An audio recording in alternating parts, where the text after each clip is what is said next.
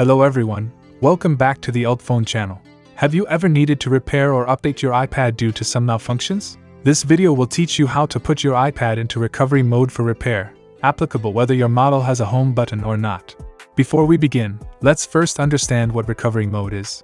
It is an important built-in safety feature of the iPad that helps with troubleshooting and problem solving. This mode is especially useful during software updates, upgrades, flashing, and other system modifications, making it an important tool for fixing issues or customizing the system. Method 1. Manually enter recovery mode. First, I will teach you how to manually put your iPad into recovery mode. For iPads with a home button, you need to connect the iPad to your computer via a data cable. Then, press and hold both the home button and the power button until the screen goes black and enters recovery mode, then release. For iPads without a home button, you can follow this procedure. First, connect it to your computer, then quickly press and release the volume up button, followed by the volume down button, and finally hold the power button until the iPad shows recovery mode. If these steps seem troublesome, an alternative method is to use UltFone iOS system repair on your computer, which can simplify the entire process to a single-click operation. Method 2. Use UltFone iOS system repair.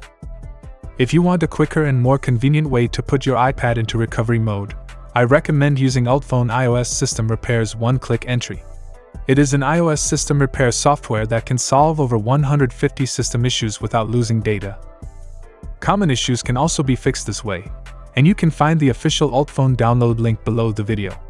Whether your iPad has a home button or not, their operation is the same. You just need to connect your iPad to the computer. Once UltFone recognizes your iPad, you only need to click once, and your iPad will easily enter recovery mode. Similarly, if you want to exit recovery mode, just click the one-click exit on UltFone. Using this method to enter or exit recovery mode also prevents any data loss.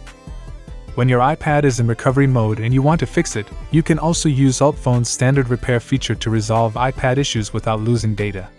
In more serious cases, you can restore the iPad to factory settings through deep repair. Choose the repair option you need, wait for the firmware download to complete, and then start the repair process. Your iPad will be restored without losing any data, and in about 10 minutes, your iPad will return to normal. This tutorial ends here.